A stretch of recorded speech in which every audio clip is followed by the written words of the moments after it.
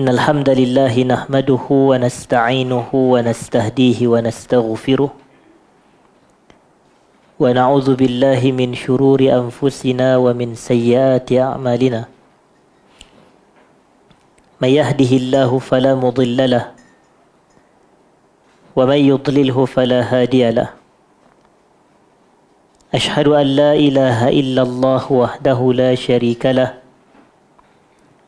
وأشهد أن سيدنا محمدا عبده ورسوله اللهم صل وسلم وبارك على حبيبنا وسيدنا محمد وعلى آله وأصحابه وعلى من سار على نهجه إلى يوم الدين أما بعد. Yang saya hormati seluruh jawatan kuasa pengurusan Baitus Salam, seterusnya hadirin dan hadirat para pencinta ilmu yang dirahmati Allah sekalian. Pertama sekali saya pohon maaf atas sedikit kelewatan pada malam ini. Yang keduanya, kita agak lama juga kita tidak bertemu hadirin dan hadirat kerana mengikut kepada catatan saya di sini.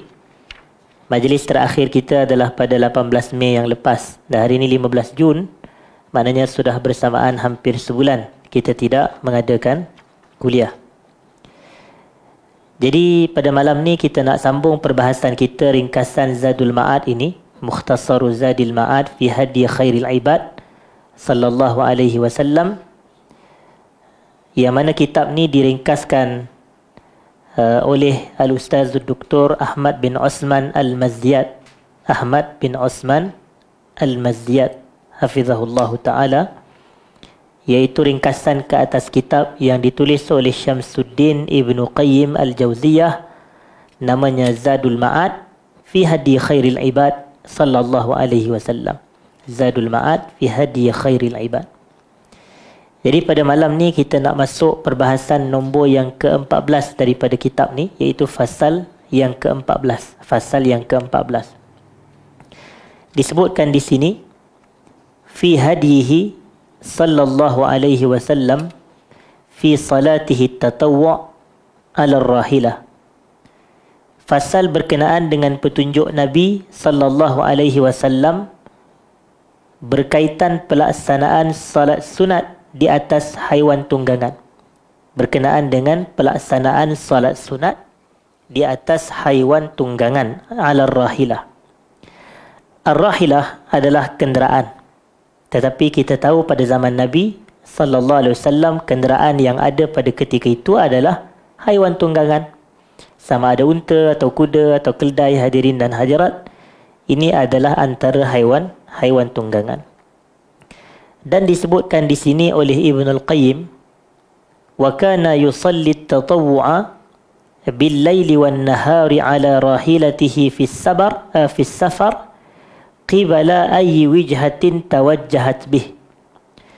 Rasulullah sallallahu alaihi wasallam mendirikan salat sunat pada waktu malam atau siang di atas haiwan tunggangan baginda ketika baginda bermusafir. Bermusafir. Qibala ayyi wijhatin tawajjahat bih, dengan baginda menghadap ke arah sudut mana yang dihadap oleh haiwan tersebut. Maknanya Nabi salat di atas tu, dan Nabi menghadap ke arah mana yang dihadap oleh haiwan tersebut. Maknanya ke sudut mana yang dihadap oleh haiwan tersebut. Kalau haiwan tu bergerak ke kanan, maka Nabi akan menghadap ke kanan. Kalau haiwan tu ke kiri, Nabi akan menghadap ke kiri. Jadi di sini timbul satu persoalan berkenaan dengan apa dia? Menghadap kiblat, hadirin dan hadirat, tentang isu menghadap kiblat. Kita tahu bahawasanya menghadap kiblat ni adalah salah satu daripada apa? Syarat sah salat. Daripada syarat sah salat. Kita kata yang wajib di dalam salat ni, yang utamanya ada dua. Yang pertamanya syarat sah salat, dan yang keduanya adalah rukun-rukun salat. Jadi kita dah sebut banyak kali sebelum ini bahawasanya ada perbezaan di antara syarat dan rukun. Bahawasanya syarat ni dia berada di luar salat, manakala rukun tu dia berada di dalam ibadah salat itu sendiri. Jadi kita nak ambil contoh mudah. Bacaan surah Al-Fatihah merupakan syarat sah salat ke rukun salat? Kita kata ia adalah rukun kerana ia berada di dalam salat. Mengambil wuduk, adakah ia merupakan rukun salat atau syarat sah salat? Kita kata syarat sah salat kerana kita berwuduk sebelum daripada kita mendirikan salat, hadirin dan hadirat. Jadi termasuk syarat sah salat selain daripada mengambil wuduk, dalam arti kata suci daripada hadas kecil, suci daripada hadas besar, suci daripada najis pada pakaian, pada tempat dan pada badan, selain daripada menutup aurat, selain daripada masuknya waktu salat, maka syarat sah salat adalah menghadap ke arah kiblat. Jadi hukum menghadap ke arah kiblat ni wajib. Hukum menghadap ke arah kiblat ni wajib sebab ia syarat sah salat. Dalam arti kata seseorang yang salat membelakangi kiblat, salat dia tidak sah. Salat membelakangi kiblat, salatnya tidak sah. Wajib dia menghadap ke arah kiblat. Cuma kata para ulama fiqh, diberikan pengecualian kepada dua situasi. Maknanya kewajipan menghadap salat ni diberikan keringanan pada dua situasi. Situasi yang pertama adalah semasa salatul khauf, salat khauf.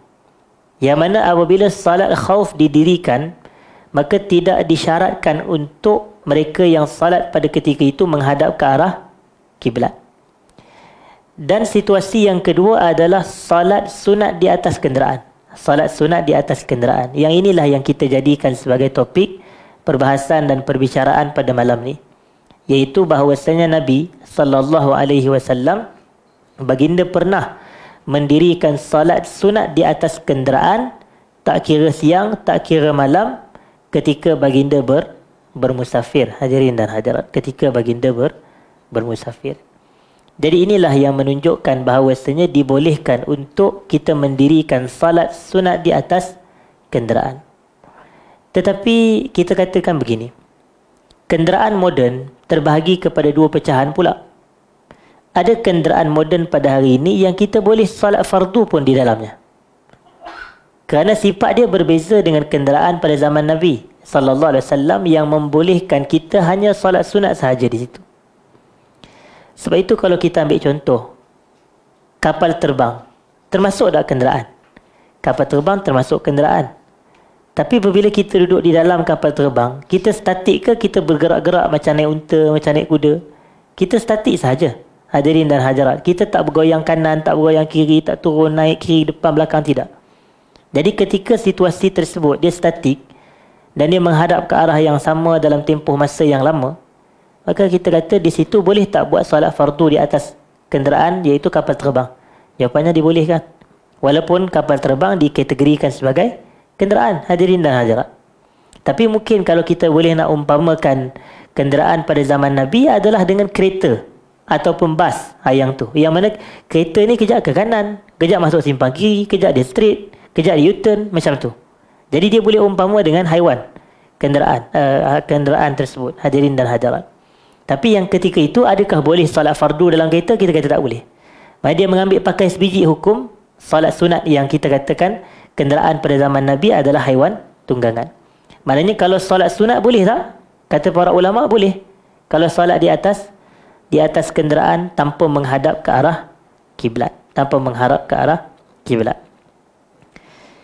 Jadi disebutkan di sini macam mana cara solat. Maka cara solatnya adalah fayarka'u wa yasjudu 'alaiha ima'an. Nabi rukuk dan Nabi sujud di atas haiwan tunggangan tersebut secara ima'. Ima' tu dengan baginda tunduk. Baginda tunduk. Maknanya rukuk pun tunduk dan sujud pun tunduk juga, dan baginda berada di atas kenderaan sebagai haiwan tunggangan. Dan apakah perbezaan tunduk antara rukuk dan juga tunduk ketika sujud? Maka ini dijawab oleh Ibn Al-Qayyim, wa yaj'alu sujudahu akhfad min ruku'ih. Nabi menjadikan tunduk baginda untuk sujud jauh lebih rendah berbanding tunduk baginda ketika rukuk. Jadi maknanya kalau rukuk tu mungkin kita tunduk sedikit, tapi ketika sujud di atas kenderaan haiwan tunggangan tu, kita punya kepala ataupun tunduk kita jauh lebih rendah, hadirin dan hadirat. Wa qad rawa Ahmad wa Abu Dawud an Anas bin Malik qala Abu Daud dan juga Imam Ahmad rahimahumallah, kedua-duanya telah meriwayatkan daripada sahabi Al-Jalil Anas bin Malik, yang mana Anas bin Malik ni adalah khadam kepada Nabi sallallahu alaihi wasallam, pembantu kepada baginda yang berkhidmat kepada baginda selama 10 tahun. Hadirin dan hadirat, Anas bin Malik. Dan Anas bin Malik beliau berkata, kana Rasulullah sallallahu alaihi wasallam, Nabi sallallahu alaihi wasallam, idza arada an yusalli ala rahilatihi tatawuan istaqbala al-qiblah. Yang ni kaifiat dia. Nabi SAW apabila baginda ingin mendirikan salat sunat di atas haiwan tunggangan baginda, pertama sekali baginda akan menghadap kiblat dahulu. Maksudnya ketika nak mendirikan salat sunat di atas haiwan tunggangan, baginda akan menghadap kiblat dahulu. Fakabbara lis-salah. Kemudian baginda pun melafaz takbiratul ihram. Baginda melafazkan Allahu Akbar, gitu. Summa khalla ala rahilatihi. Kemudian Nabi pun melepaskan urusan baginda tu kepada haiwan tunggangan tersebut. So maknanya kemudian Nabi pun naik ke atas haiwan tersebut. Summa salla haisu tawajjahat bih. Kemudian Nabi mendirikan salat dengan mengikut sudut manakah yang dihadapkan oleh haiwan tunggangan tersebut. Maknanya sudut mana dia mengarah. Haisu tawajjahat bih. Tawajjahat tu kembali kepada rahilah. Maknanya sudut mana haiwan tunggangan tersebut mengarah dan menghadap. Hadirin dan hadirat, maknanya kalau dia ke depan kanan, Nabi ikut je, Nabi solat. Ketika nak rokok, Nabi tunduk, isyaratkan Nabi tunduk badan. Dan ketika sujud, Nabi tunduk dengan kadar yang lebih rendah berbanding rukuk. Hadirin dan hadirat, jadi ini menunjukkan kepada pelaksanaan solat di atas haiwan tunggangan. Tapi kalau kita tengah drive, macam kalau kita nak buat perumpama dan perbandingan dengan zaman sekarang, tak boleh lah. Hadirin dan hadirat, kerana ia akan memudaratkan. Contoh, di tengah drive dia nak semayang, Allahu Akbar. Kemudian dia nak rokok pula, dia nak sujud pula. Kalau kita kata, kenderaan kereta tu mengambil pakai hukum haiwan tunggangan pada zaman Nabi, ia tidak sesuai. Hadirin dan hadirat. Lebih-lebih lagi zaman sekarang ni, tak ada tujuan pun kita nak salat di atas kenderaan. Kita punya negara ini, alhamdulillah, kita banyak tempat salat sebenarnya. Kita banyak tempat salat. Bahkan disebut dalam hadis dengan sebutan yang lebih kuat, wa ju'ilat liyal ardu masjidan wa tahura. Dijadikan untuk aku ni, kata Nabi, tanah bumi keseluruhannya adalah masjid, tempat salat yang suci. Hadirin dan hadirat, tempat salat. Jadi merata kita boleh salat. Kenapa nak salat tengah drive kereta pula? Dia tidak ada sebab. Kenapa saya kena sebut sikit? Sebab kalau tuan-tuan ikuti perkembangan pada beberapa tahun yang lepas, kalau tak silap saya, sama ada 2017, 2018, ada seorang artis tu dia solat dalam kereta. Dia solat dalam kereta dan dia ambil video dan dia sebarkan di media sosial. Saya tak tahu lah tuan-tuan ikuti ke tidak. Ada seorang tu, artis wanita tu, tak tahu lah dia artis ke tidak. Tetapi dia artis lah. Cuma dia solat dalam kereta dan dia sharekan di media sosial dia. Dan benda tu timbul persoalan, timbul orang kata sah ke, kejap ke kanan, kejap ke kiri. Tapi kita ambil satu lah, kita ingat satu, kita sebagai penuntut ilmu ni, apa je kejadian pelik yang berlaku, kita anggaplah itu sebagai ruang untuk kita belajar sesuatu ilmu yang baru. Jangan kita rasa nak bantah ke, kita nak melatah ke, tidak. Tapi kita ambil ruang untuk kita belajar sesuatu. Sebab zaman sekarang ni kadang-kadang kita banyak belajar daripada kejadian-kejadian yang macam-macam berlaku. Tak kira lah kejadian tu salah ke ataupun betul, tapi kita boleh belajar sesuatu. Ni sifat bagi saya penuntut ilmu lah. Sifat penuntut ilmu ni dia kena ambil, dia kena cari dekat mana aku boleh belajar daripada peristiwa ni, kejadian ni. Kadang-kadang berlaku banyak isu dalam kalangan masyarakat kita hari demi hari yang berkait dengan isu-isu agama ni, kita dapat ilmu. Hadirin dan hadirat, saya tengok macam contoh dahulu pada tahun 2015 atau 2016 yang lepas. Pada ketika itu viral di Facebook, hadirin dan hadirat, tentang ada orang jemaah haji ataupun jemaah umrah, dia melakukan tawaf di Kaabah tu dengan menaiki Segway tu. Segway tu hoverboard. Hoverboard ni macam yang kita duk tengok kadang-kadang dalam mall tu, polis duk pusing sana sini tu lah. Dia macam tu. Jadi dia naik. Jadi dia pun melakukan ibadah tawaf, naik hoverboard ataupun Segway pada ketika itu sebutan dia. Jadi kita pun bahas lah, hoverboard dan segway ni, dia boleh dikategori sebagai kenderaan.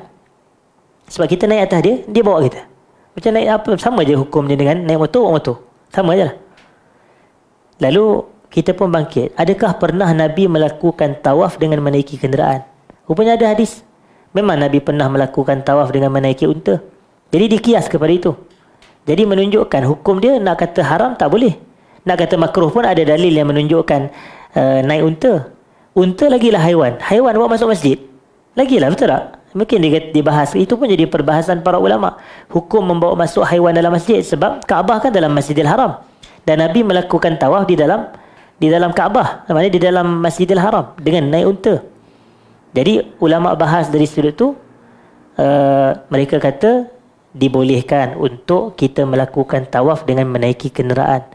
Termasuk kenderaan adalah hoverboard dan segway. Tapi kita kata boleh bersyarat. Syaratnya adalah dia tidak mengganggu dan menyakiti orang. Bayangkan kalau kita guna pakai hukum yang sama, tak pasal-pasal orang jemaah asal jalan kaki, orang jemaah naik motor. Hadirin hadirat. Semua pakai naik motor, pusing. Kan benda ni akan menyulitkan jemaah-jemaah yang lain. Jadi oleh kerana itu, di sini kita nak letakkan suatu undang-undang. Maknanya daripada pemerintah Arab Saudi. Lebih-lebih lagi di bawah, orang kata Masjidil Haram punya pengurusan dan pentadbiran. Dia sebenarnya Masjidil Haram tu sendiri, dia ada dia punya organisasi dia. Dia ada pentadbiran dia. Kepala dia siapa dia? Syekh Abdul Rahman As-Sudais. Itu ketua dia.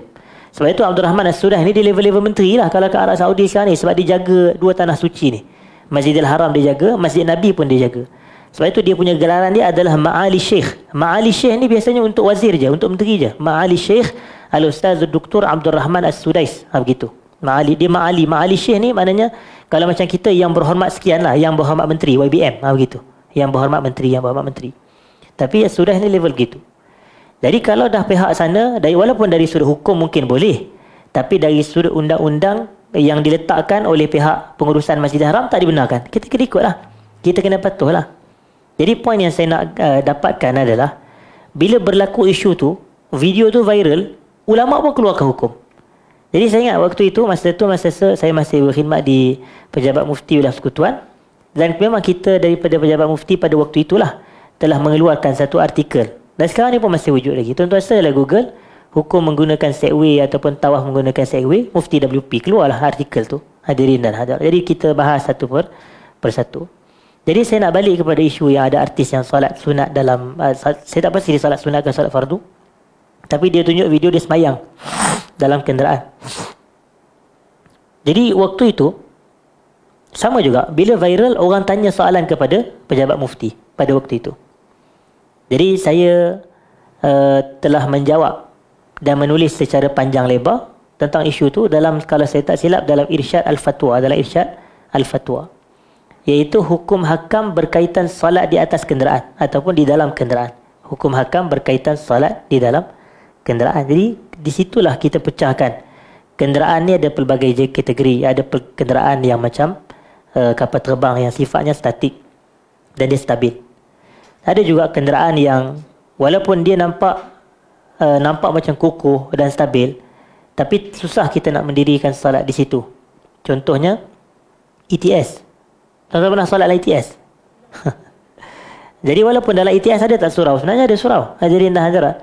Tapi kita tengok ETS tu laju. Susah kita nak solat dalam tu pun, dia mungkin kita kurang selesa, hadirin dan hadirat. Jadi selagi kalau kita ni membolehkan kita jamak, baik jamak ajalah. Ataupun kalau sempat sampai pada waktunya, kita solatlah di destinasi yang kita nak tuju. Ataupun kalau dah masuk waktu, sebelum tarikh kita punya pelepasan, sembahyanglah dulu. Begitu hadirin dah. Sebab kita nak mengenangkan solat dalam ETS ni dia agak sulit.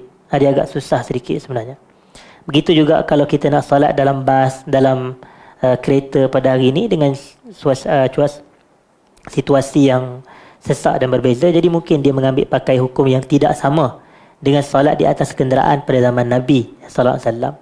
Kalau dahulu kalau solat di atas kenderaan ni, kalau Nabi bermusafir ni, kiri kanan mana ada apa sangat. Tak adanya kenderaan-kenderaan lain yang nak kacau ke. Jadi hanya baginda SAW dengan jarak yang sedikit dengan sahabat-sahabat yang lain. Jadi itu boleh mendirikan solat di atas haiwan tunggangan, hadirin dan hadirat. Jadi ketika itu diberikan kelonggaran untuk tidak menghadap ke arah kiblat. Maknanya macam saya kata ada dua situasi. Yang pertama ketika salat khauf. Yang kedua adalah pelaksanaan salat sunat di atas haiwan tunggangan. Maksudnya salat fardu tak termasuk. Salat fardu tak boleh buat di atas haiwan tunggangan, hadirin dan hadirat. Kecuali salat fardu di atas kenderaan seperti yang saya ceritakan di atas kapal terbang tu. Sebab tu ada satu ulama yang contemporary, dia ada buat satu kitab yang sangat tebal, hadirin dan hadirat, hukum hakam berkaitan penerbangan ataupun hukum hakam berkaitan kapal terbang. Saya beli buku tu masa saya belajar di Jordan. Saya tengok betapa sangat menakjubkan, hadirin dan hadirat. Hukum hakam tayaran, iaitu berkaitan dengan penerbangan, salat di atas kapal terbang, macam mana boleh tak bertayamum, atau perlukah berwudu, atau bagaimanakah salat berjamaah, atau macam-macam. Semua ada dibahas dalam kitab tu. Dan yang menariknya, penulis kitab tu adalah pilot, hadirin dan hadirat. Nulis kitab tu pilot. Kalau kita orang Malaysia ni dengar pilot bercakap pasal agama, kita marah, hadirin dan hadirat. Sebahagianlah mudah-mudahan. Tapi sebenarnya dia bukan semata dia pilot. Dia ni degree, master, PhD semuanya Jamiah Islamiah, Universiti Islam bukannya. Cuma dia jadi pilot tu je lah. Maknanya latar belakangnya latar belakang ustaz. Cuma dia pemilih untuk menjadi pilot. Pilot ni apa dia? Dalam bahasa Melayu? Juruterbang lah kan? Dia memilih untuk jadi juruterbang. Hadirin dan hadirat. Jadi lain pula sebut juruterbang. Okey. Jadi selesai perbahasan fasal yang ke-14. Kita nak sambung pula kepada fasal yang ke-15, hadirin dan hadirat yang saya muliakan. Faslun fi hadihi sallallahu alaihi wasallam fi salati duha. Fasal berkenaan dengan petunjuk Nabi berkaitan dengan salat apa? Salat duha. Petunjuk Nabi sallallahu alaihi wasallam berkenaan dengan salat duha. Duha ni sebenarnya waktu. Duha ni waktu. Dia masa. Sebab tu Allah kata wasyamsi wa duhaha, demi matahari dan waktu duha. Dan dalam ayat yang lain, dalam surah yang lain, wadduha wal laili idza saja. Jadi waktu duha. Jadi apabila kita berada pada waktu duha, kita disunatkan untuk mendirikan salat 2 rakaat seminimumnya. Maknanya dengan jumlah yang minimum sekali 2 rakaat lah. Dan maksimumnya sebahagian ulama kata 8 rakaat. Yang lebih baik adalah 8 rakaat salat duha. Sebab itu ada beberapa ibadah yang lain dikaitkan dengan duha juga, iaitu ibadah al-udhiyah. Ibadah apa? Al-udhiyah. Dan udhiyah ni adalah sembelihan korban. Udhiyah adalah sembelihan korban. Jadi tuan-tuan perasan tak apa kaitan al-udhiyah dengan duha? Sebab kita sembelih korban ni bermula pada waktu duha. Masa kita sembelih korban tu bermula pada waktu duha. Sebenarnya apabila kita boleh sembelih korban ni pada selepas salat raya sehingga hujung hari tasyrik. Betul tak? Sehingga hujung hari tasyrik. Jadi ada 4 hari keseluruhannya masa untuk kita sembelih korban.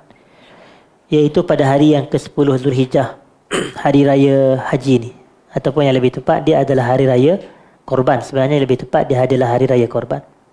Sebab itu disebut Aidul Adha, bukan Aidul Hajj. Dia Aidul Adha. Adha tu sembelihan korban. Kalau Aidul Hajj baru betul hari raya haji. Tapi Aidul Adha, jadi hari raya korban.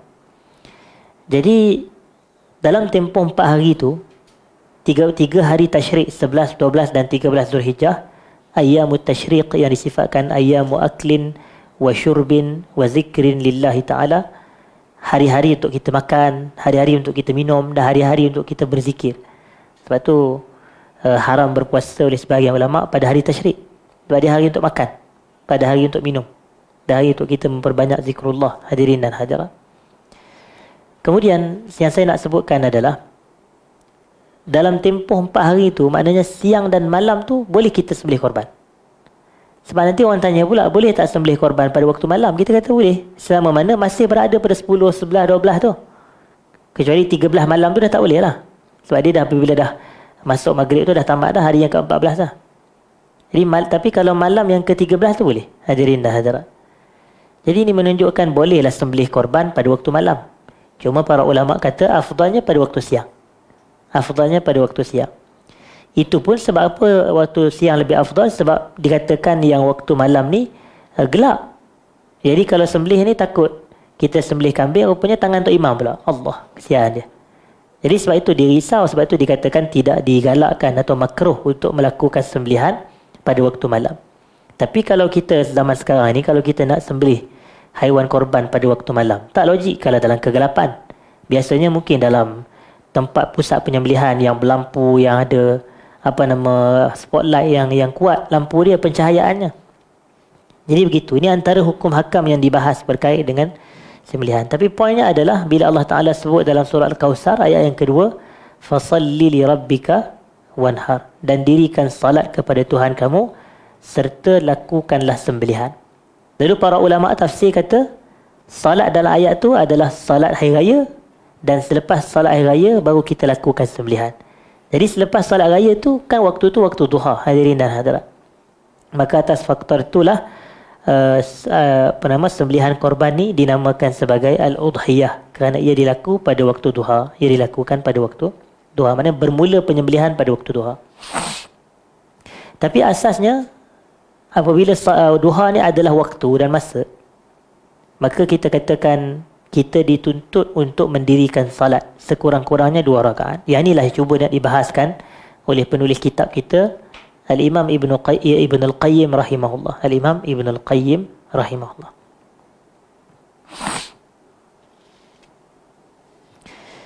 Disebutkan di sini, hadirin dan hadirat yang saya muliakan, rawal Bukhari fi sahihihi an Aisyah radhiyallahu anha qalat.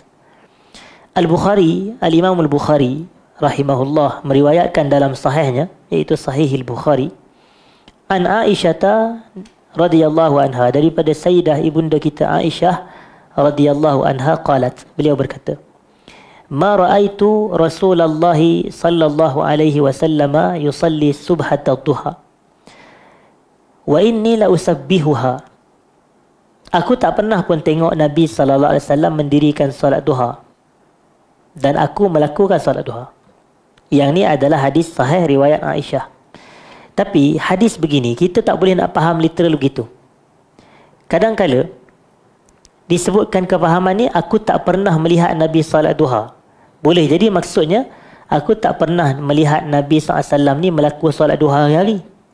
Tapi Nabi pernah sekali, contohnya. Tapi Nabi tidak dilihat melakukannya hari-hari. Jadi itu antara yang kita boleh faham. Sebab bukan maksudnya, sebab nanti orang akan kata hadis ni bercanggah pula dengan hadis yang lain. Kerana nanti akan ada hadis yang menceritakan Nabi ada salat duha. Sebab tu saya kata, kita dalam nak berhadapan dengan hadis-hadis yang zahirnya dilihat bercanggah ni, kita kena melakukan apa yang dilakukan oleh para ulama. Para ulama kita, apabila ada dalil-dalil yang dilihat bercanggah, first thing first, mereka lakukan apa? Jamak taufiq. Mereka himpunkan kedua-dua dalil dan mereka harmonikan. Jamak taufiq. Jamak ni himpun, taufiq ni diharmonikan. Sebab itu, macam saya pernah sebut sebelum ni, ada 2 hadis, kedua-duanya sahih, kedua-duanya dalam Sahih Bukhari. Hadis yang pertama, Aisyah kata, aku tak pernah tengok Nabi kencing berdiri. Dan kata Aisyah, siapa yang bagi tahu kepada kamu bahawasanya Rasulullah SAW pernah kencing berdiri, jangan kamu percaya cakap dia. Kerana kata Aisyah, maka Rasulullah sallallahu alaihi wasallam yabulu qa'iman qat, Nabi tidak pernah kencing berdiri walau sekali pun. Yang tu hadis pertama ni dinafikan Nabi pernah kencing berdiri. Tapi ada sahabat yang lain yang bermusafir bersama dengan Nabi sallallahu alaihi wasallam, dia kata, aku pernah melihat Nabi kencing berdiri di subatata qaumin, di tempat pembuangan sampah sebuah kaum ni. Dan ketika itu sahabat ni kata dia pernah tengok Nabi kencing berdiri. Jadi hadis ni zahir kan ada kontradik. Kan ada kontradik. Yang satu kata nafi, yang satu isbat. Jadi di sini kita nak katakan bahawasanya tak boleh kita nak tolak satu dalil dan kita nak terima satu dalil saja. Kita kena gabungkan kedua-dua dalil. Jadi kita kata begini, hadis yang menunjukkan Nabi kencing berdiri itu adalah dalil daripada baginda yang menunjukkan perbuatan itu tidak haram. Itu menunjukkan perbuatan itu tidak haram. Tetapi paling tinggi kepada perbuatan hukum kencing berdiri adalah makruh, hadirin dan hadirat. Dalam arti kata, kita ni orang lelaki disunatkan untuk kencing secara duduk. Kalau walaupun Nabi pernah kencing berdiri sekali, tapi majoriti perbuatan Nabi adalah Nabi buang air kecil dalam keadaan duduk. Jadi kalau orang tanya, yang mana satu sunnah Nabi? Buang air kecil berdiri ke buang air kecil duduk? Jadi kita kata adalah buang air kecil dalam keadaan duduk. Tak boleh kita nak kata buang air kecil berdiri itu sunnah Nabi sebab Nabi buat sekali. Tak boleh. Sebab sekali je Nabi buat. Nabi buat tu pun nak menggambarkan yang ia tidak apa? Tidak haram, hadirin dan hadirat. Dan menunjukkan yang dia tidak haram. Tapi paling tinggi pun hukum dia adalah makruh. Boleh kita lakukan perkara yang makruh semata untuk memberitahu yang ia tidak haram. Lebih-lebih lagi perbuatan Nabi sallallahu alaihi wasallam. Sama juga dengan hukum bawa budak yang belum memayis masuk masjid. Hukum bawa haiwan binatang masuk masjid. Hukum tu makruh. Tapi saya tanya, pernah dengar tak hadis yang Nabi SAW salat dalam masjid dan Nabi dukung cucu dia yang bernama Umamah binti Zainab. Hadirin dan hadirat. Maknanya cucu Nabi ni nama dia Umamah, budak kecil. Nabi dukung dia ketika Nabi salat dalam masjid. Jadi yang tu budak yang belum memayis, mana boleh bawa masuk budak belum memayis dalam masjid sebenarnya. Tapi perbuatan Nabi tu menunjukkan ia tidak haram. Sebaliknya hukumnya adalah makruh, hadirin dan hadirat. Dan disunatkan untuk tidak bawa budak yang belum memayis masuk ke dalam masjid. Yang kedua, bawa masuk haiwan dalam masjid. Hukum dia makruh. Bawa masuk haiwan dalam masjid. Hukum dia makruh.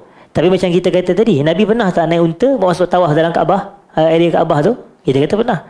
Jadi perbuatan Nabi tu menunjukkan yang bawa masuk haiwan dalam masjid ni tidak haram, tapi hukum dia makruh.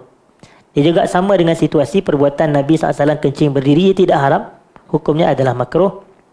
Cuma sunnah Nabi SAW adalah buang air kecil dalam keadaan duduk, hadirin dan hadirat. Jadi poinnya, kalau kita dengar dan kita baca dan kita jumpa satu dalil dan kita lihat macam ada satu lagi hadis yang bercanggah. Satu ada isbat yang menetapkan, satu lagi nafi yang menafikan. Jadi nanti dulu, jangan terus buat keputusan. Nanti dulu. Yang pertama, jamak taufik, himpun dan harmonikan. Yang kedua adalah kita tengok, kalau salah satu daripada dua dalil tu dah dimansuhkan, maka kita tolak yang mansuh tu. Kita mengguna pakai yang nasikh. Kita mengguna pakai yang nasikh. Kan kita belajar nasikh dan mansuh. Nasikh dan mansuh ni dia bukan semata ada dalam tafsir je. Dalam bab-bab hukum hakam pun dia ada nasikh dan mansuh, hadirin dan hadirat. Ada nasikh dan mansuh. Jadi maknanya ada hukum yang telah dimansuhkan. Jadi kita tidak mengguna pakai hukum yang dimansuhkan. Kita pakai yang nasikh, yang latest. Nasikh ni yang latest lah. Yang mansuh tu yang dah tidak diguna pakai, hadirin dan hadirat. Jadi kalau ada salah satu daripada dua dalil tu yang mansuh, kita tolak yang mansuh, kita guna yang nasikh je. Tak payah nak himpun dan harmonikan. Dan yang ketiganya, kita katakan kita gunakan tarjih. Kita gunakan tarjih. Kalau kedua-dua hadis sahih, tidak ada satu hadis yang nasikh, tidak ada satu yang mansuh. Jadi kita kena tarjih. Tarjih ni apa? Kita kena pilih yang mana yang paling tepat antara kedua-duanya. Tapi ini bukan kerja buat manusia orang awam lah. Ini kerja buat siapa dia? Para ulama, hadirin dan hadirat. Ini kerja buat para ulama. Kita ni orang awam hanyalah mengikuti apa yang kita yakini tepat dan mempunyai hujahan yang kukuh dan kuat yang disampaikan oleh para ulama, hadirin dan hadirat. Jadi sama juga dengan hadis ni. Hadis sahih Bukhari. Kata Aisyah radhiyallahu anha, "Ma ra'aitu Rasulullah sallallahu alaihi wasallam yusalli subhatud duha." Subhatud duha ni salat duha. Aku tak pernah tengok Nabi salat duha, wa inni la usabbihuha, dan aku mendirikannya. Kemudian disebutkan di sini, wa rawa aidan min hadisi Muwarriq al-Ijli rahimahullah, warawa aidan, dan beliau juga meriwayatkan. Siapa beliau ni? Al-Bukhari. Beliau juga meriwayatkan. Beliau di situ adalah Al-Bukhari. Meriwayatkan daripada hadis seorang tokoh yang bernama Muwarriq al-Ijli. Muwarriq al-Ijli. Dan dia ni tabi'in. Tabi'in ni siapa dia? Anak murid kepada para sahabat. Kalau anak murid kepada Nabi adalah para sahabat. Dan anak murid kepada para sahabat namanya tabi'in. Hadirin dan hadirat. Namanya tabi'in. Tabi'in tu kalau jamak, kalau ramai. Tapi kalau seorang tabi'i, dia ada ya saja. Macam contoh kita kata at-tabi'iyul jalil, seorang tabi'i yang mulia. Kita kata Al-Hasanul Basri sebagai contoh. Al-Hasan Al-Basri. Kerana Hasan Basri tabi'i. Tapi kalau ramai, wahuwa min kibarit tabi'in. Hasan Basri ni adalah antara ulama tabi'in yang paling kibar sekali, yang paling besar sekali, hadirin dan hadirat. Bahkan para ulama mereka berbeza pandangan. Dari kalangan tabi'in siapakah yang paling afdal sekali? Sebahagian mereka kata Hasan Basri. Sebahagian kuat besar mereka kata Hasan Basri adalah tabi'in yang paling afdal. Tapi sebahagian kata tak. Sebahagian kata yang paling afdal adalah satu-satunya manusia tabi'in yang disebut namanya oleh Rasulullah SAW. Siapa dia? Uwaisun Al-Qarani. Uwais Al-Qarani. Dia dari kalangan Bani Qaran, daripada kabilah di Yaman, hadirin dan hadirat. Tapi saya nak sebutlah, kalau Uwais Al-Qarani itu betul lah Qarani, tapi kalau yang kita duk tengok penulis La Tahzan tu, nama dia Ain apa? Nama dia Ain Al-Qarni. Ain Al-Qarni. Jadi kalau Qarni kita panggil dia Qarni. Jangan kata dia Ain Al-Qarani pula. Memang nama dia Ain Al-Qarni. Dia memang dia sendiri yang sebut nama dia Ain Al-Qarni. Kita panggil Al-Qarni lah. Cuma Uwais ni tadi, sebutan yang tepatnya adalah Uwais Al-Qarani. Sebab Nabi SAW sendiri pernah sebut nama Uwais dalam satu hadis, dan Nabi bagi tahu kepada Umar bin Al-Khattab, sekiranya kamu mampu untuk bertemu dengan dia, carilah dia. Dan kalau kamu bertemu dengan dia, doalah kepada dia ataupun mintalah dia doakan, semoga Allah mengampunkan kamu. Berdoalah, mintalah kepada dia, semoga Allah mengampunkan kamu. Dan inilah dia antara dalil yang mensyariatkan tawassul dengan doa orang saleh. Tawassul dengan doa orang yang saleh. Iaitu kita katakan, hadirin dan hadirat, kita ini ahlu sunnah wal jamaah. Berlaku salah faham masyarakat atas kejahilan mereka kepada sebahagian kita ini. Mereka kata adalah kita ini menolak tawassul. Kita tidak menolak tawassul, hadirin dan hadirat. Cuma kita menolak tawassul yang tidak disyariatkan je. Kerana tawassul ini ia terbahagi kepada dua. Dia terbahagi kepada masyru'.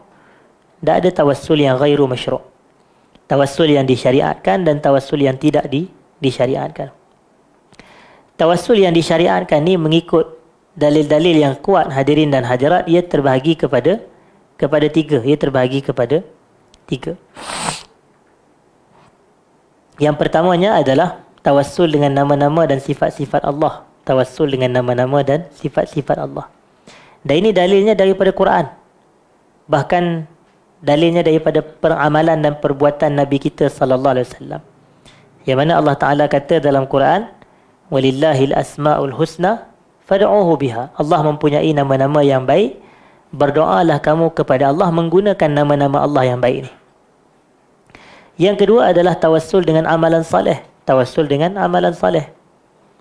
Tawassul dengan amalan saleh ini disyariatkan berdasarkan hadis yang diriwayatkan oleh Nabi sallallahu alaihi wasallam. Disebut di dalam Sahih Al-Bukhari, "Intalaqa salasatu nafarin mimman kana qablakum hatta awahumul mabit ila ghar."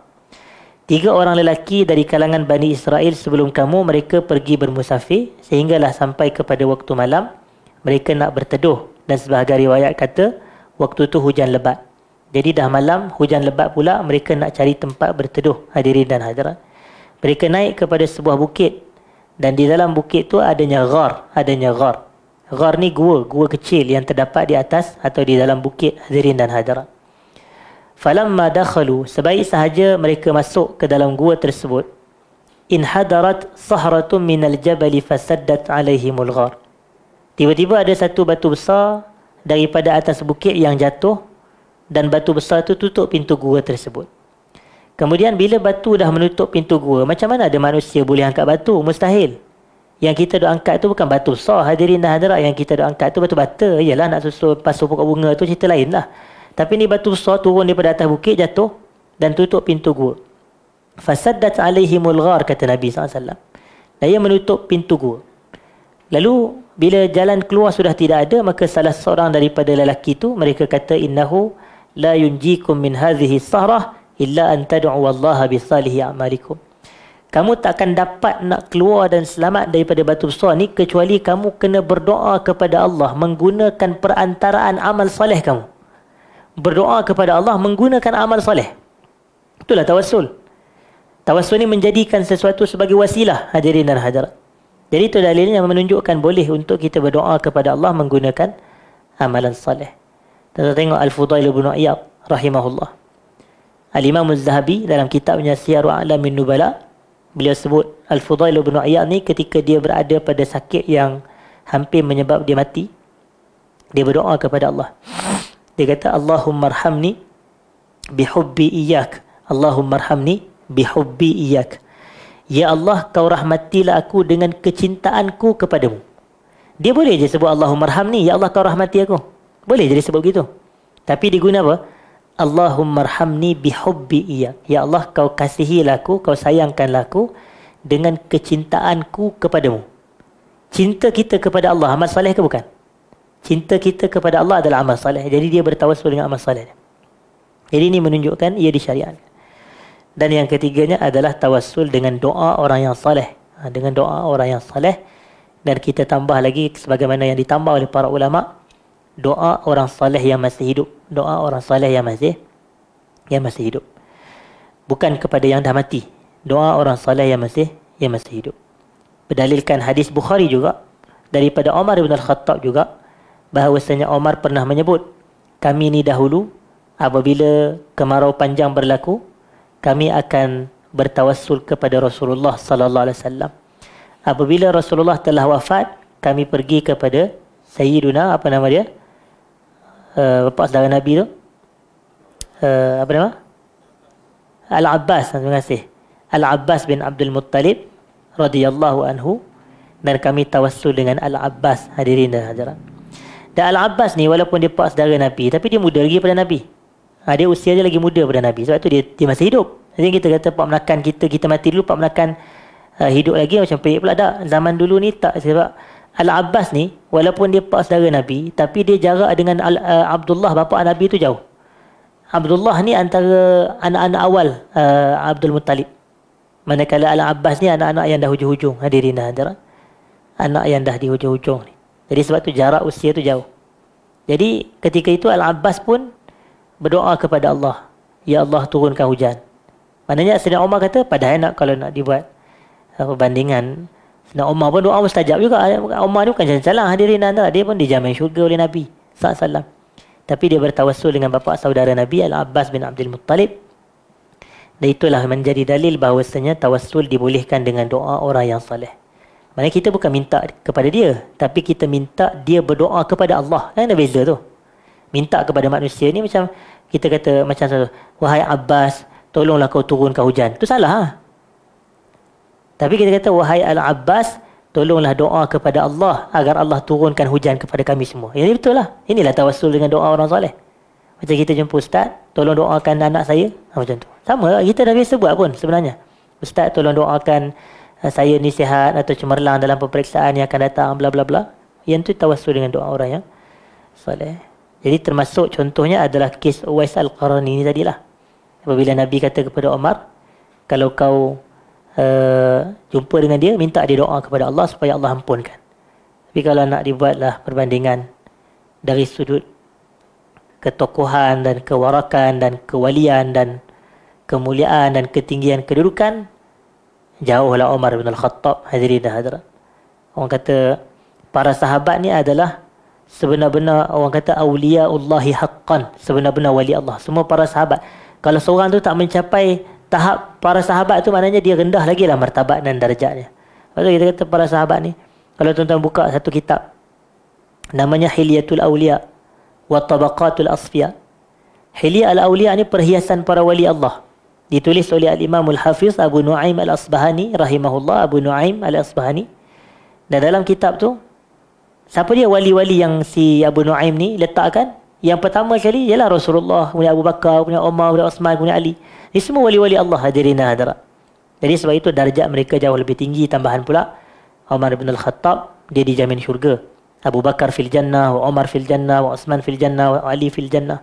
Talha bin Ubaidillah, Zubair bin Al-Awwam, Sa'ad bin Abi Waqqas, Sa'id bin Zaid, Abu Ubaidah Al-Jarrah, Abdurrahman bin Auf. Jadi 10 sahabat yang dijamin syurga. Jadi salah seorangnya Umar.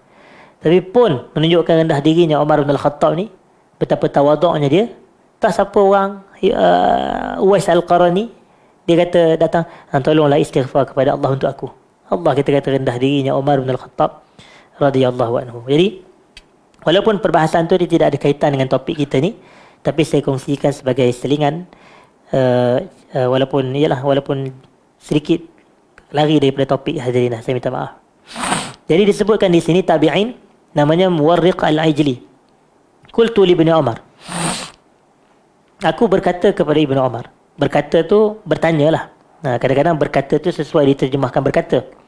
Tapi kadang-kadang qultu ni sesuai diterjemahkan aku bertanya. Yang tu lebih tepat terjemah. Aku bertanya kepada Ibnu Umar. Dan Ibnu Umar adalah Abdullah bin Umar bin Al-Khattab. Abdullah bin Umar. Ibnu Umar ni adalah anak kepada Umar bin Al-Khattab, adik kepada Hafsah binti Umar, dan dia adalah adik ipar kepada Nabi sallallahu alaihi wasallam. Adik ipar kepada Nabi sallallahu alaihi wasallam. Dia tanya kepada Ibnu Umar, "Atusalli duha?" Wahai Ibnu Umar, wahai Abdullah bin Umar, kamu ni sembahyang duha tak? Kamu salat duha tak? Sayyidina Umar kata, saya minta maaf, Ibnu Umar kata, Abdullah bin Umar, dia kata, "La, aku tak salat duha." Qultu fa Umar sembahyang duha tak? Anak dia kata, "La, dia pun tak sembahyang duha." Qultu fa Abu Bakar salat duha tak?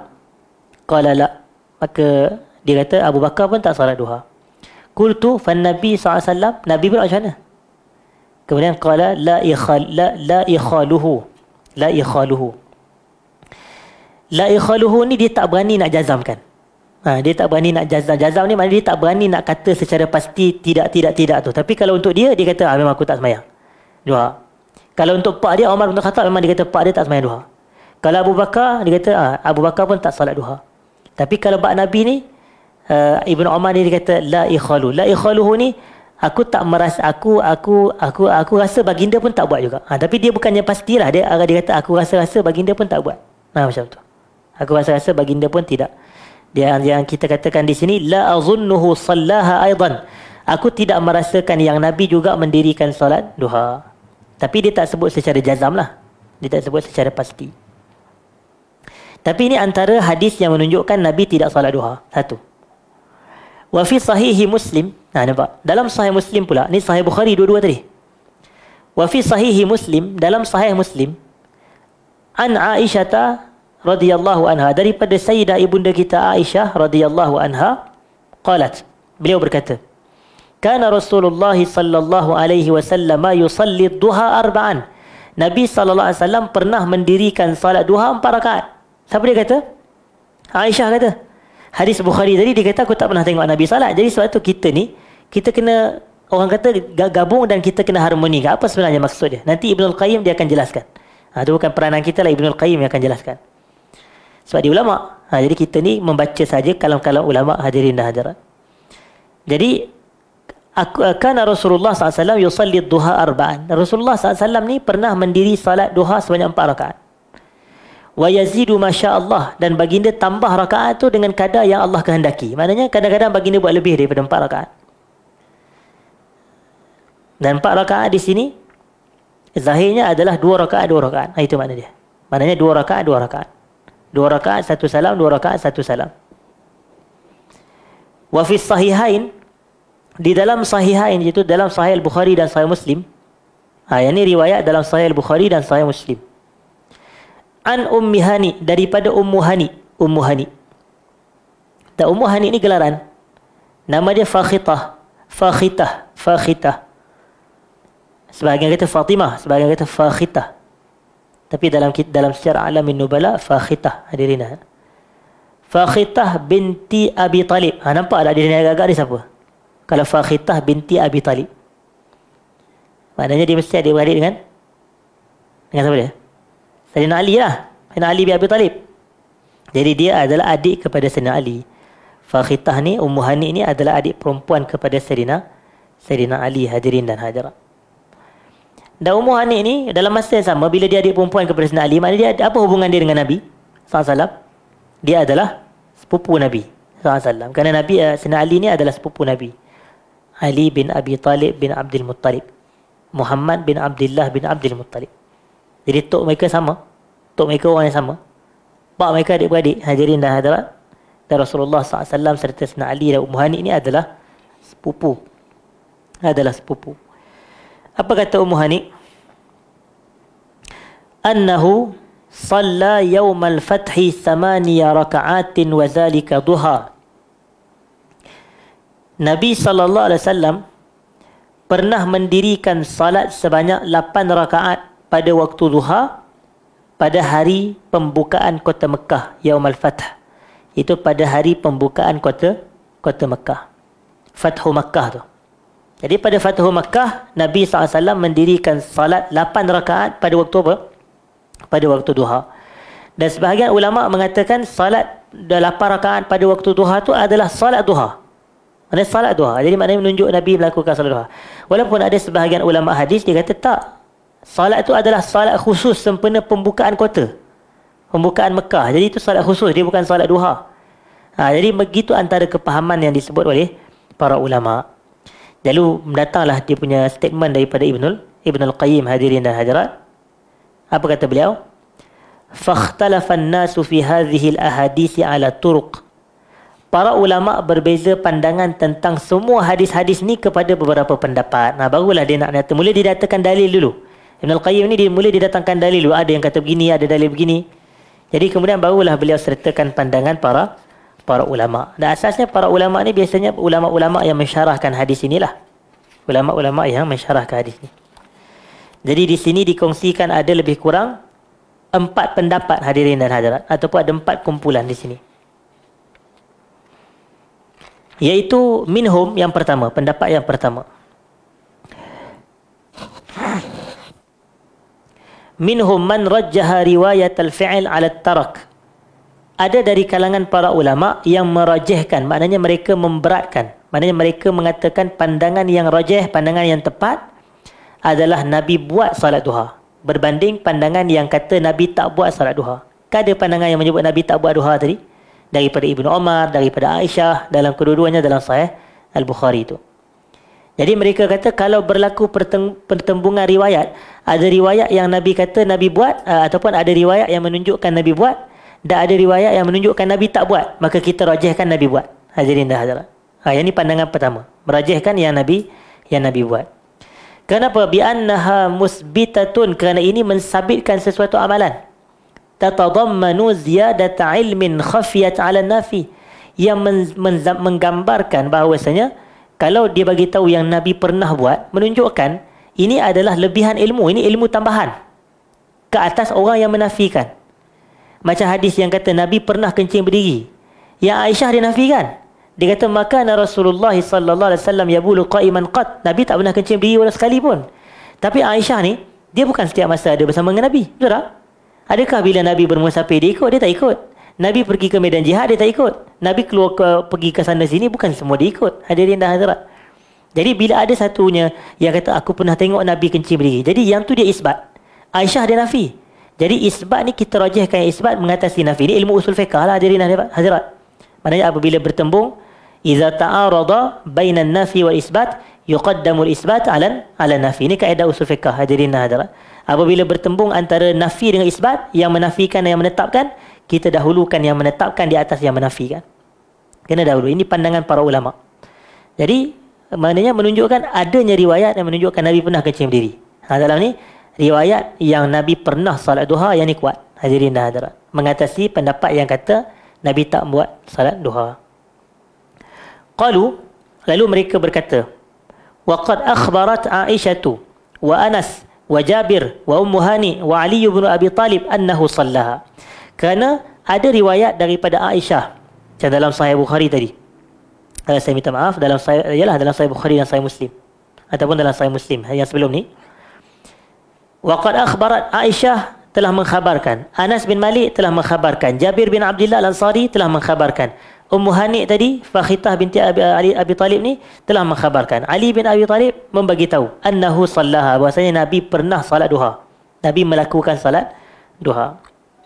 Qalu, mereka pun berkata lagi, itu pandangan yang pertama ni. Wa yu'ayyidu hadzal ahadits as-sahihah al-murdiyah al-mutadammina lil wasiyyati biha wal muhafazati 'alaiha wa madhi fa'iliha was sana'i 'alaih. Yang menguatkan hadis-hadis yang sahih yang diredai ini adalah adanya satu hadis yang menunjukkan wasiat Nabi SAW akan solat duha ni. Nabi mewasiatkan, walaupun mungkin dalam hadis tu menunjukkan Nabi tidak buat, tapi Nabi bagi wasiat. Wasiat dia pesan lah, Nabi pesan. Apa dia? dalam sahihain, dia itu dalam Sahih Al-Bukhari dan Sahih Muslim, an Abi Hurairah radhiyallahu anhu, daripada Abu Hurairah radhiyallahu anhu qala, beliau berkata, awsani khalili Muhammadun sallallahu alaihi wasallam bi siyami salasati ayamin min kulli syahr wa rak'atay duha wa an utira qabla an anam. Terjemahan, Rasulullah SAW telah mewasiatkan kepadaku, tapi dia kata awsani khalili, kekasih aku telah mewasiatkan kepadaku. Khalil ni kekasih, tapi Nabi tidak ada khalil. Nabi kata dalam hadis, "Lau kuntu muttakhizan khalilan lattakhastu Aba Bakrin khalili." Kalau aku ni boleh memilih khalil, nescaya aku akan pilih Abu Bakar sebagai khalil. Tapi Abu Bakar ni levelnya ukhuwah saja, itu persaudaraan saja. Khalil ni lebih, iaitu kekasih. Allah ada khalil. Allah ada khalil, dan khalil Allah ada dua orang. Khalil Allah ada dua orang. Siapa dia? Yang pertama Nabi Ibrahim, yang kedua Nabi kita Muhammad sallallahu alaihi wasallam. Ini kedua-duanya khalil Allah. Hadirin dan hadirat. Tapi Nabi kita Muhammad sallallahu alaihi wasallam tidak ada khalil.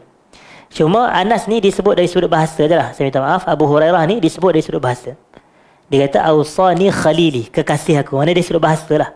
Kekasih aku telah mewasiatkan kepadaku untuk melakukan 3 perkara. Apa dia? Yang pertama, bisiyami salasati ayyam min kulli syahr. Puasa 3 hari dalam setiap bulan. Puasa 3 hari dalam setiap bulan. Puasa 3 hari setiap bulan ni, dia boleh jadi kita faham dia adalah puasa hari putih ataupun tidak puasa hari putih. Kalau puasa hari putih, maknanya 13, 14, 15 hari bulan hijrah. Tapi kalau dia bukan puasa hari putih, maknanya kalau kita lakukan hari ni, katakanlah hari ni mungkin dah tak sempat sebab ni dah pun dah hujung-hujung Zulkaidah dah. Katalah sekarang ni kita berada pada awal Zulkaidah. Jadi katalah hari ni 5 Zulkaidah. Kemudian minggu depan pula, dalam 10 hari tu, kita buat pada 15 Zulkaidah satu puasa lagi. Yang 5 Zulkaidah kita puasa, 15 Zulkaidah kita puasa, 25 Zulkaidah pun kita puasa. Selang 10 hari. Hadirin dan hadirat. Jadi kita dianggap telah berpuasa 3 hari sebulan. Dapat juga fadilat yang sama. Walaupun berlaku serang-seri macam tu. Cuma kata para ulama, afdalnya adalah dilakukan secara berturut-turut. Maknanya, kalau kita boleh buat macam 3, 4, 5. 13, 14, 15. Macam tu. 23, 24, 25. Begitu. Jadi maknanya, fadilatnya sama juga. Kalau kita puasa hari putih 13, 14, 15 atau puasa 3 hari dalam tiap bulan, sama ada 3 hari itu pada awal, pada pertengahan, pada hujung, sama ada 3 hari itu secara berturut-turut atau secara berpisah atau berasingan, kita tetap mendapat fadilat yang sama. Iaitu apa dia? Seperti kita berpuasa sepanjang tahun. Itu fadilat dia. Seperti berpuasa sepanjang tahun. Kerana kalau kita puasa 3 hari tiap-tiap bulan, setahun ada 12 bulan.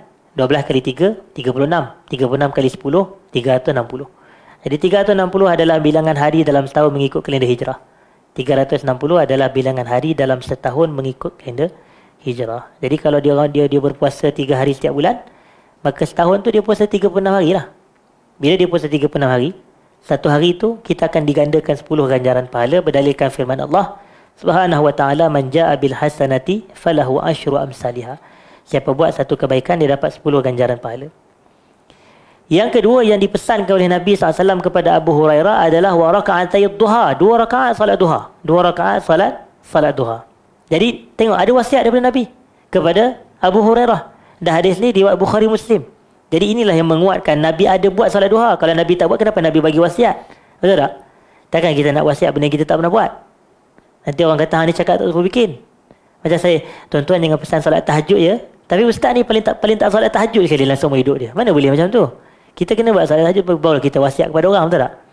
Saya dah kata, tuan-tuan kena banyak sedekah ya. Tapi tak pernah tengok ustaz sedekah pun. Macam tu. Tuan-tuan kena banyak puasa Isnin Khamis. Ustaz tak pernah puasa pun Isnin Khamis. Jadi dia macam kontradik kalau kita bagi wasiat dan nasihat dalam keadaan kita tidak buat. Jadi sebab itu mereka kata, yang menguatkan dalil yang menunjukkan Nabi pernah buat solat duha adalah kerana Nabi ada wasiat kepada Abu Hurairah supaya dia jangan tinggal solat duha. Wa an utira qabla an anam, dan supaya aku ini melakukan solat witir sebelum aku tidur. Ini antara dipesan oleh Nabi SAW kepada Abu Hurairah, supaya aku ni melakukan solat witir sebelum aku tidur.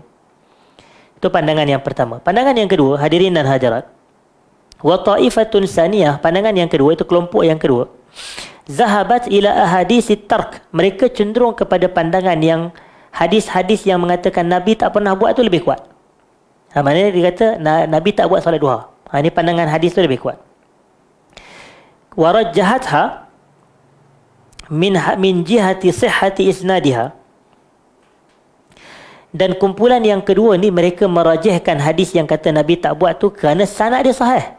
Mana tak sahih? Kawan tu dalam Sahih Bukhari. Sahih Bukhari ni paling tinggi lah darjat dia. Hadirin dan hadirat. Walaupun sebenarnya yang paling tinggi adalah hadis-hadis yang diriwayatkan dalam Sahih Bukhari dan Sahih Muslim. Hadis muttafaq alaiha, yang ni paling tinggi. Maknanya yang paling tinggi sekali adalah hadis-hadis yang terdapat dalam Sahih Bukhari. Saya minta maaf, Sahih Bukhari dan Sahih Muslim. Yang kedua, hadis yang terdapat dalam Sahih Bukhari sahaja. Yang ketiga, hadis yang terdapat dalam Sahih Muslim sahaja. Macam tu. Yang tu ikut turutan lah. Kemudian hadis yang ada dalam Kutub Sittah ataupun Sunan Arba'ah, yang 4 tu. Dan ini disebutkan oleh Allamatul Syekh Fuad Abdul Baqi. Syekh Fuad Abdul Baqi. Siapa dia Syekh Fuad Abdul Baqi ni? Dia tulis sebuah kitab namanya, ataupun dia susun sebuah kitab namanya Al-Lu'lu' wal Marjan fi mattafaqa alaihi syaikhan. Al-Lu'lu' wal Marjan fi mattafaqa alaihi syaikhan. Dalam tu dia ada nyatakan dari sudut ranking ni, yang mana lagi tinggi ikut kedudukan hadis-hadis ni. Jadi mereka ni berpendapat, kumpulan yang kedua ni, mereka kata dari sudut sanad hadis yang kata Nabi tak buat solat duha lagi kuat. Dia kata begitu. Lagi sahih. Wa amali sahabati bimujabiha. Bahkan ini dilakukan oleh para sahabat. Kan tadi Abdullah bin Umar tadi, bila orang tanya dia, kamu wahai Abdullah bin Umar kan sahabat, kamu buat tak solat duha? Dia kata lah, aku tak buat. Kemudian orang tu tanya, Muwarriq al-Ijli tadi, dia tanya, pak kamu buat tak? Ya, siapa dia? Umar bin Khattab. Umar bin Khattab buat. Dia kata, pak aku pun tak buat. Abu Bakar pun tak buat. Jadi itu amalan para sahabat. Tapi macam kita belajar fiqh mazhab ni, bukan semua mazhab mengambil kira pandangan para sahabat ataupun qaulus sahabi ataupun amal sahabat sebagai hujah. Sebab itu kita kata amalan sahabat ni adalah dia dalil, betul, tapi dia dalil yang tidak disepakati. Betul tak? Kan kita ada belajar dalil yang disepakati, dalil yang tidak disepakati. Ini dalam perbahasan usul fiqh, hadirin hadirat. Dalil yang disepakati ni ada 4, Quran, sunnah, ijma' dan qiyas. Yang ni yang disepakati. Manakala dalil yang tidak disepakati ni macam al-istihsan, masalih mursalah dan juga saddul zari'ah, dan juga antaranya adalah yang kita kata amal ataupun qaulus sahabi ni. Amal ahli Madinah, qaulus sahabi. Jadi ini antara dalil yang tidak disepakati. Farawal Bukhari an Ibni Umar annahu lam yakun yusalliha. Al-Bukhari meriwayatkan daripada Abdullah bin Umar bahawasanya beliau tidak salat duha. Wala Abu Bakar wala Umar. Abu Bakar pun tak salat, Umar pun tidak salat. Qultu, dan Ibnu Umar kata, fan nabiyyu sallallahu alaihi wasallam qala la ikhalu. Iaitu apabila ditanyakan adakah Nabi SAW salat duha, Ibnu Umar dia kata la ikhalu. La ikhalu ni apa makna dia? Saya kata tadi, aku tidak merasakan yang Nabi pun salat. Aku rasa Nabi pun tak salat juga. Tapi dia rasa-rasa je. Maknanya dia tidak membina jawapan itu dengan jazam, dengan pasti. Itu pandangan yang kedua. Pandangan yang kedua lebih cenderung kepada Nabi tidak pernah salat. Pandangan pertama kata Nabi ada. Wa zahabat ta'ifatun salisah. Pandangan ulama yang ketiga. Kejap sikit lagi hadirin hadirat. Walaupun saya pun dah tak sabar nak balik. Tapi sikit lagi ila istihbabi fi'liha ghibban. Pandangan yang ketiga ni mengatakan disunatkan untuk kita melakukan solat duha ni secara ghib. Ghib ni secara sekali-sekala. Ghib ni selang-seli. Maknanya ada hari buat, ada hari tak buat. Ada hari buat, maka jangan, maknanya tidak dilakukan hari demi hari. Sekali-sekala. Itu makna ghib. Sebab tu ada hadis, walaupun hadis tu dhaif, yang mana dikatakan bahawasanya Nabi SAW menyebut zur ghibban tazdad hubban. Zur ghibban tazdad hubban. Ni hadis dhaif, hadirin dan hadirat. Maknanya lakukan ziarah kunjung-kunjung ni secara sekali-sekala. Nescaya itu akan lebih menambah kasih sayang. Kalau kita ziarah hari-hari ni, orang benci. Saya datang rumah aku je ni, nak makan free je. Kalau kita ziarah hari-hari, pasal ada orang kalau ada tetamu dia, tiap hari dia datang rumah kita, rimah pula kita. Tapi kalau dia datang rumah kita ni rib, sekali-sekala, kita akan bertambah kasih sayang. Kata lama tak jumpa. Datang kalau sekali-sekala selang 2-3 bulan datang jarah. Itu zur ghibban. Dan sebab itu ada satu puasa namanya siyamul ghib. Puasa Rib. Puasa Rib ni adalah puasa nama lain bagi puasa Nabi apa? Nabi Daud. Hadirin dan hadirat. Puasa Rib adalah nama lain bagi puasa Nabi Daud. Iaitu puasa selang-seli. Ada hari dia puasa, ada hari dia tidak puasa. Itu namanya dalam hadis disebut Siyamul Rib. Sebagaimana yang disebut oleh Sultanul Ulama Al-Aiz ibn Abdissalam As-Sulami Syafi'i rahimahullah dalam kitabnya Maqasidus Saum, dalam kitabnya Maqasid As-Saum, dia kata puasa Rib tu adalah puasa Nabi Daud, iaitu puasa selang-seli. Jadi dikatakan di sini ulama atau kumpulan yang ketiga ni mengatakan disunatkan untuk kita buat solat duha ni secara sekali-sekala. Ini bukanlah hari-hari. Fatusalla fi ba'dil ayyam duna ba'd. Ada hari kita solat, ada hari kita tidak solat. Wa hadza, dan ini kata Ibn Al-Qayyim adalah ihda riwayataini an Ahmad. Ini adalah salah satu pandangan mazhab Ahmad bin Hanbal. Salah satu pandangan dalam mazhab Hanbali. Wa hakahu At-Tabari an jamaah, dan pandangan ini diceritakan oleh Al-Imam At-Tabari daripada sekelompok para salaf. At-Tabari ini kan dia dalam antara ulama yang awal. At-Tabari ini dia wafat pada tahun 310 Hijrah. Al-Imam At-Tabari wafat meninggal dunia pada tahun 310 Hijrah. Jadi dia antara ulama-ulama awal, hadirin dan hadirat. Jadi dia meriwayatkan daripada salaf. Qala, beliau berkata, wahtajju bima rawa al-Jariri an Abdullah bin Syaqiq qala qultu li Aisyah. Abdullah bin Syaqiq ni tabi'in. Dia kata, aku pernah bertanya kepada Sayyidah Aisyah radhiyallahu anha, akana Rasulullah sallallahu alaihi wasallam yusalli duha. Adakah Nabi SAW mendirikan salat duha? Qalat la. Aisyah kata Nabi tidak mendirikan salat duha illa ayyaji'a min maghibihi, kecuali baginda pulang daripada permusafiran. Kalau baginda pulang daripada musafir kan, biasanya Nabi akan pulang bukan pada waktu malam, tengah-tengah malam, tak. Nabi akan pulang pada waktu awal pagi, hadirin dan hadirat. Dan antara sunnah Nabi SAW apabila bermusafir ni, Nabi akan singgah ke masjid dulu sebelum Nabi pulang ke rumah. Dan dalilnya tuan-tuan tengok dalam Sahih Bukhari tu berkenaan dengan kisah sahabat Nabi Ka'ab bin Malik tu. Ka'ab bin Malik yang kita kata ada kisah taubat Ka'ab bin Malik tu kan, mungkin kita biasa dengar kisah taubat Ka'ab bin Malik radhiyallahu anhu. Dan di dalam kisah tersebut kita katakan bahawasanya Nabi SAW pulang daripada peperangan apa? Daripada peperangan Tabuk. Kemudian Nabi belum sampai ke rumah, Nabi singgah ke masjid dahulu. Jadi bila Nabi singgah ke masjid, Nabi salat 2 rakaat. Jadi mungkin itulah yang dimaksudkan oleh Aisyah radhiyallahu anha, illa ayyaji'a min maghibi, kecuali kalau baginda pulang daripada permusafiran, Nabi akan salat duha. Summa qal, kemudian disebutkan di sini kaza zakara man kana yaf'alu dhalika minas salaf. Itulah yang disebutkan oleh ulama-ulama salaf yang berpegang kepada ataupun yang melakukan perkara tersebut, iaitu dilakukan salat duha ni hanya sekali-kala apabila kita pulang daripada musafir saja. Gitu. Dan pandangan yang terakhir, hadirin dan hadirat, pandangan yang keempat. Wa zahabat ta'ifatun rabi'ah. Pandangan yang keempat, mereka menyatakan ila annaha innama tuf'alu li sababi minal asbab wa anna an-nabiyya sallallahu alaihi wasallam innama fa'alaha li sabab. Solat duha hanya dilakukan jika ada sebab saja. Kalau tak ada sebab, tidak dilakukan solat duha. Ini pandangan yang keempat. Kerana Nabi SAW hanya melakukan solat duha sekiranya ada sebab. Jadi Ibnul Qayyim dinukilkan keempat-empat pandangan ni. Pandangan pertama kata Nabi ada buat solat duha. Pandangan yang kedua kata Nabi tidak solat. Pandangan yang ketiga kata solat tapi dilakukan secara sekali-sekala, secara selang-seli, ada hari buat, ada hari tak buat. Dan pandangan yang keempat kata Nabi solat duha hanya apabila ada sebab sahaja. Wa man ta'ammala al-ahadits al-marfu'ata wa asar as-sahabah wajadaha la tadullu illa ala hadzal qaul. Ini pandangan Ibnu Qayyim cenderung. Siapa yang meneliti kepada hadis-hadis yang marfu' serta arsal para sahabat, dia akan mendapati kesemuanya akan membawa kepada pandangan yang keempat. Itu Nabi melakukan salat duha hanyalah apabila ada sebab. Wa amma ahaditsut targhib fiha wal wasiyati biha. Adapun hadis-hadis yang menganjurkan salat duha dan hadis-hadis yang berpesan terhadap salat duha ni, fasahihu minha, yang sahih daripadanya seperti hadis Abu Hurairah dan hadis Abu Dzar tu, kata Ibn Al-Qayyim, la yadullu ala annaha sunnah ratibah li kulli ahad. Dia hadis tu, kata Ibn Al-Qayyim, dia tak menunjukkan bila Nabi pesan Abu Hurairah sembahyang duha, bukan maknanya salat duha tu dituntut kepada semua orang. Itu pandangan lah. Tapi itu adalah arahan atau wasiat khusus kepada Abu Hurairah saja. Ini pandangan Ibn Al-Qayyim. Ini pandangan Ibn Al-Qayyim.